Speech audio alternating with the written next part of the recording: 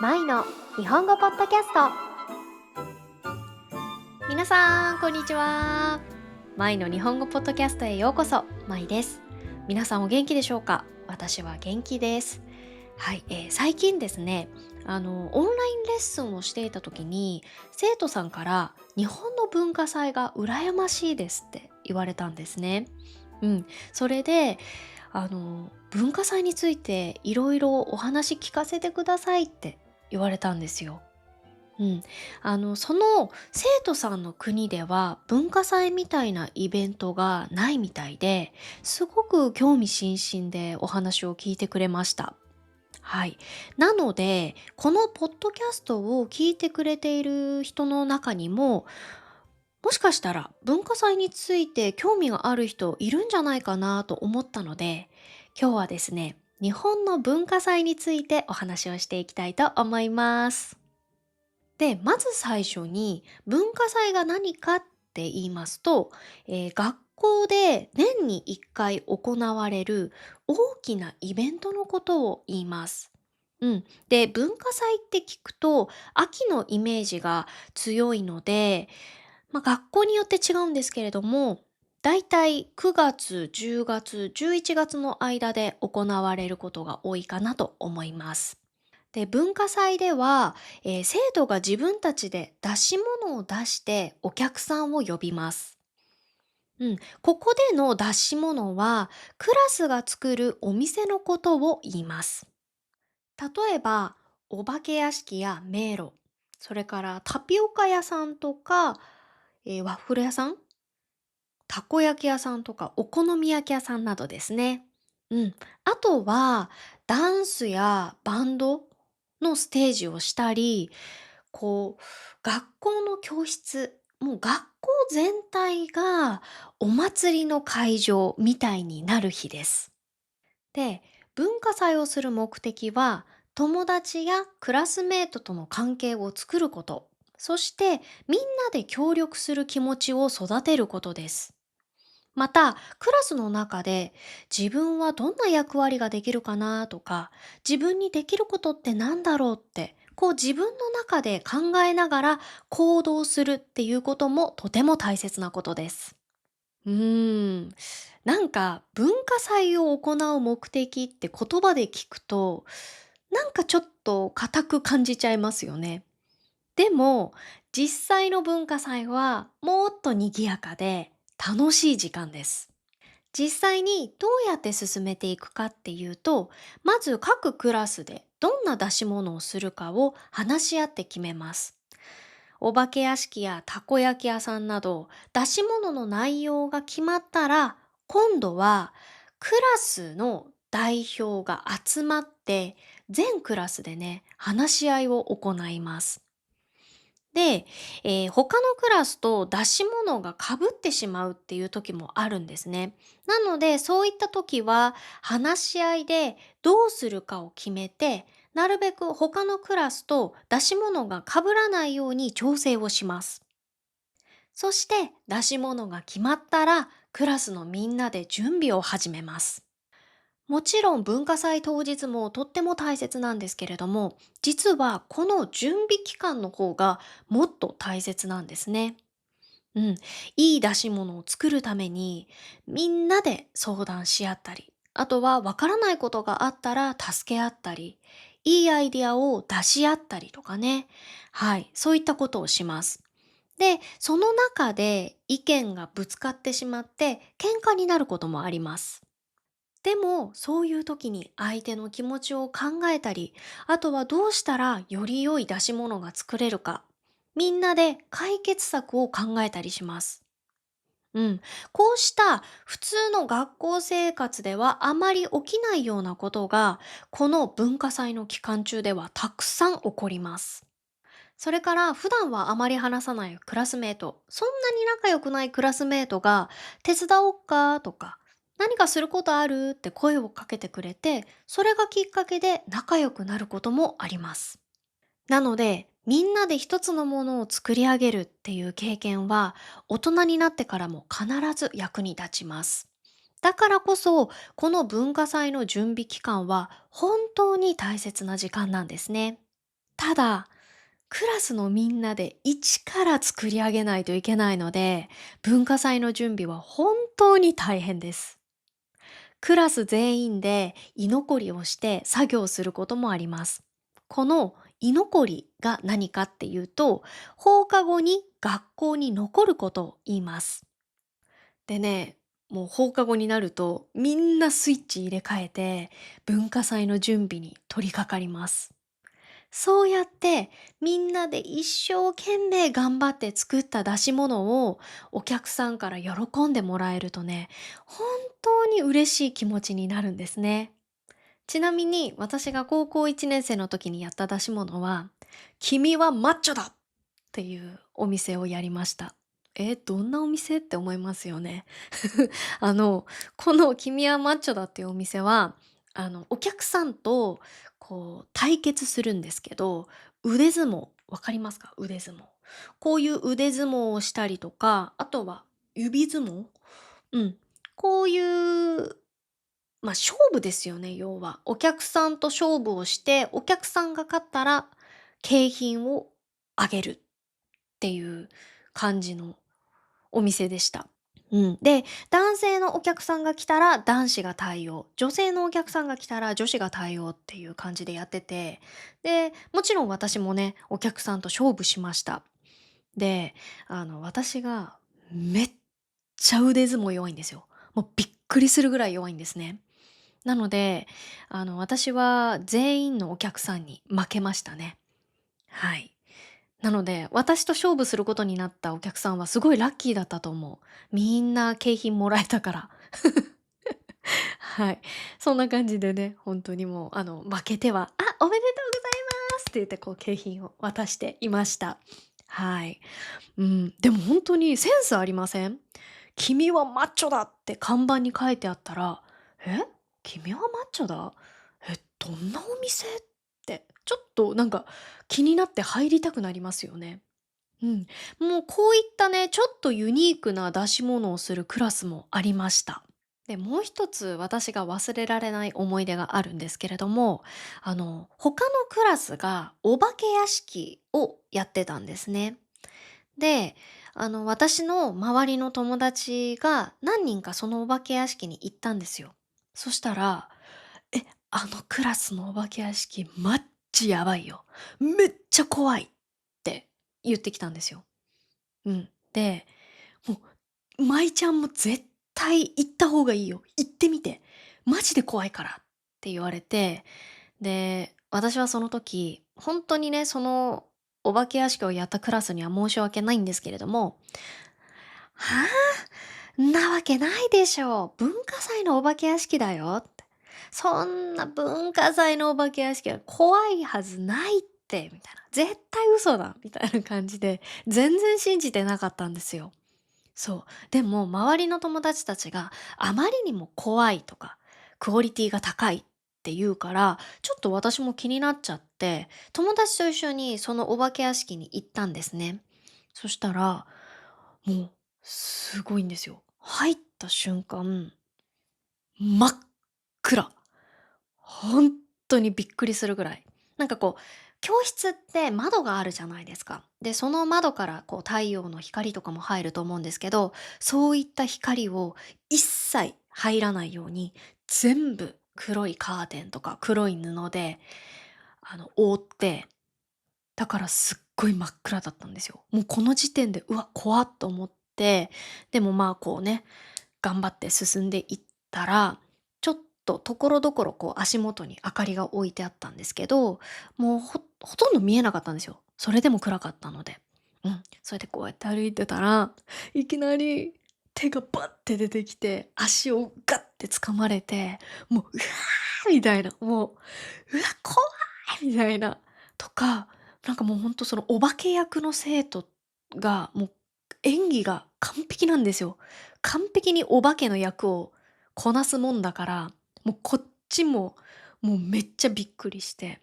そう、だから、そのお化け屋敷に行く前は、ね、あの、そんな文化祭のお化け屋敷が怖いわけないじゃん、なんて言ってたのが、もうそのお化け屋敷出た時にはもう、めっちゃ怖いとか言って、ももうね、半分泣きましたね、あれは。ってぐらい、本当にクオリティが高いお化け屋敷でびっくりしましたね。うん。あれは今でも忘れられない思い出の一つです。はい。で、あと、もう一つ、私が本当に忘れられない大切な思い出があるんですけれども、実は文化祭でバンド演奏もあったんですよ。うん、で、そのバンド演奏に参加したい人、興味がある人はバンドを組んで応募してねっていう感じだったんですね。で、あの、周りのお友達から、舞ちゃん歌好きじゃんみたいな。よかったらボーカルで出てみたらとか言ってもらったりとかして、で、私自身も本当に歌うことが大好きなので、ちょっと興味あったんですよ。バンド演奏か。ボーカルやってみたいなって思ってたんですけど、その時、バンドメンバーとかも全然いなかったので、どうしようって思って、ちょっと考えてたんですね。で、その時に、その仲いい友達のうち2人がピアノ経験者とベース経験者の子がいたんですよ。そしたらそのピアノ経験者の子が、私キーボードでよかったらやるよって言ってくれて、で、そのベース経験者の子も、ベース私やろうかって言ってくれたんですよ。うん。で、あとギターが必要だったんですけど、その当時、私がクラスで本当に一番仲良かった、2人のね、友達がいたんですけど、その2人が、私たちギターよかったらやるよって言ってくれて、で、その2人が確かね、そんなギターの経験がね、なかったんですよね。うん。だけど、やってくれるっていうことになって、5人の、私がボーカルね。で、5人のガールズバンドを結成したんですね。はい。で、そのガールズバンドのバンド名が、ストロベリーボンボンっていう名前なんですけど、なんでストロベリーボンボンになったのかっていうと、あの、みんなでね、じゃあバンド名何にしようかって話し合った時に、なんか可愛い名前がいいよねっていう話になったんですよ。で、誰かがウイスキーボンボンみたいな可愛い名前はどうって言ったんですよ。そのボンボンがすごいちょっと可愛いイメージがあるので、ウイスキーボンボンみたいな名前いいじゃんって言って、確かにボンボンっていいねってなったんですよ。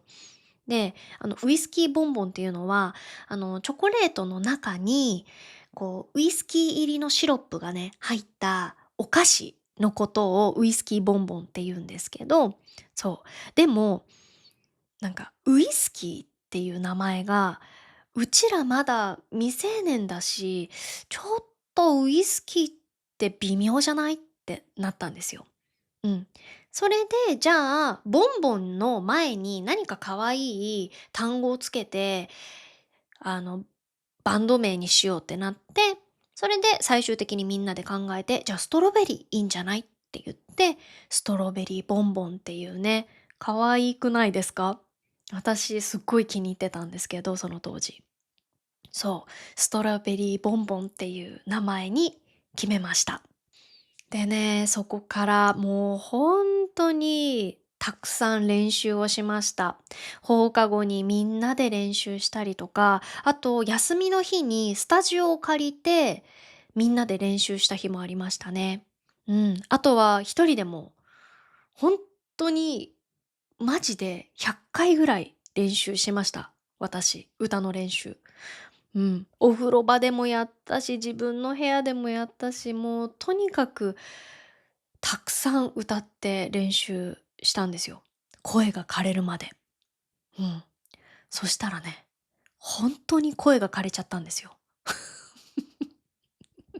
練習しすぎて、もうガラッガラ。で、文化祭当日、めっちゃハスキーボイスになっちゃったんですね。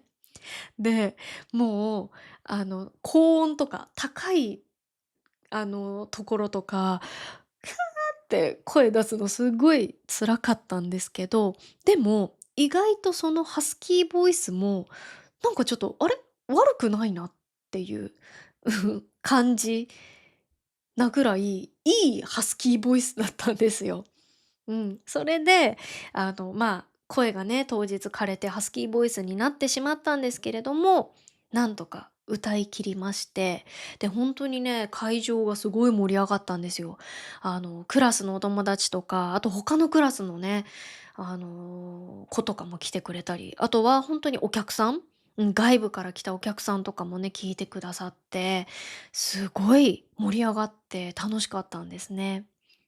で、私たちが、演奏した曲は、生き物がかりの桜っていう曲と、あともう一曲、チャットモンチーのバスロマンスっていうね、曲、2曲をやりました。うん。で、この生き物がかりの桜っていう曲はすごい、有名な曲なので、こう、テレビ番組でもね、何度も流れたし、あと街中とかでもね、流れてたりしてて、それをこう聞くたびに、文化祭のことを思い出してましたね。はあ、これ歌ったなーって。なので今でも、この曲はね、こう、聞くと、文化祭の時の思い出が、わーって蘇りますね。はい。という感じで、文化祭での思い出もたくさんあるんですけれども、実は文化祭あるあるというものもあります。はい。前の動画でも説明したんですけれども、あるあるっていうのはよくあること、みんながよく経験することを意味します。で、どんなあるあるがあるかっていうと、まず一つ目が、準備でふざける男子とキレる女子。うーん。これは結構ね、文化祭準備中、よく見る光景じゃないかなって思うんですけれども、やっぱこの文化祭の準備をしてる時って、どうしてもね、こう時間が長くなるにつれて、集中力とか切れちゃう時ってあるじゃないですか。で、そういう時にちょっと男子たちが、ふざけ出しちゃう。遊んじゃうみたいな。そうすると、それを見た女子が、ねえ、男子ちょっとちゃんとやってよちゃんと準備してみたいな。こういう感じでね、怒ったりっていうのもね、うん、よくある光景ですね。はい。もう、これも、今となるとすごくいい思い出になるんですね。うん。二つ目のあるあるは、文化祭当日、髪型やメイクに気合を入れる女子が多い。はい。これもね、確かに多かった気がします。私もその中の一人でした。はい。やっぱりこう文化祭って普段の学校生活とは違くって、本当に特別な大イベントの日っていう感じだったので、いつもよりも気合を入れていきましたね。うん。なので、こう、うちの学校は濃すぎるメイクはダメだけど、ナチュラルメイクならオッケーだよっていう感じだったので、いつもね、軽く化粧をして学校行ってたんですけど、文化祭の日はいつもよりちょっとチークを濃くしたりとか、あとは目元にラメ、キラキラを入れたりとかしたり、あとはこう髪型をなんか可愛いお団子作って、で、ヘアゴムも可愛いヘアゴムつけたりっていうのをしましたね。なので、全体的に結構可愛く、してくる女の子たちが多かったかなと思います。3つ目のあるあるは、クラティを着てみんなで記念撮影。はい、このクラティが何かっていうと、クラス T シャツの略です。うん。で、このね、クラス T シャツをそれぞれクラスごとでね、こう作って文化祭当日に着るんですよ。で、そのクラス T シャツをみんな、クラスのみんなでデザインして、それをT シャツを作る会社に依頼をして作ってもらうんです。で、背中にね、こう、そのクラス全員の名前を書いて、何年何組最高っていうね、こと書いたりして、うん、もう懐かしいですね。これも本当に。今でもね、私その T シャツ、思い出として取ってあるんですけど、今でも実家にあります。うん。この文化祭の思い出として残る一つですね、このクラス T シャツは。はい。本当に今、思い出話や文化祭あるあるの話をしていたら、すごく懐かしい気持ちになりましたね。本当に楽しかったな。もう叶うことなら、もう一回文化祭やりたいです。はい。でね、うちの学校が、高校3年生は、こう、大学の受験シーズンなので、参加ができなかったんですね。なので、高校2年生が最後の文化祭だったんですよ。それで、高校2年生のね、その最後の文化祭が終わった時に、ああ、高校生活最後の文化祭が終わっちゃったんだって、なんだかすごい切ない気持ちになったんですよね。うん。それで、少ししんみりとした気持ちで文化祭の後片付けをしたっていうのを今でもね、すごく覚えています。はい。でも本当にかけがえのない時間を過ごせたなって思いますね。ああやってこう文化祭っていうこの出し物をね、みんなで協力して作り上げて、それをいろんなお客さんに喜んでもらって、楽しんでもらって、本当に嬉しい気持ちと、ああ、やってよかった、頑張ってよかったっていうね、気持ちになれたので、そう、あとは本当にそのバンド活動も本当に楽しかったので、なんか青春ですよね。もうまさに青春っていう時間だったなと思います。はい。ということで、本日はですね、日本の文化祭について、お話をしていきました。いかがだったでしょうか？皆さんの国ではどうですか？文化祭みたいなイベントってありますでしょうか？もしあれば、コメント欄で教えてくださいね。はい、それでは本日も最後まで聞いてくださってどうもありがとうございました。また次のポッドキャストでお会いしましょう。バイバーイ。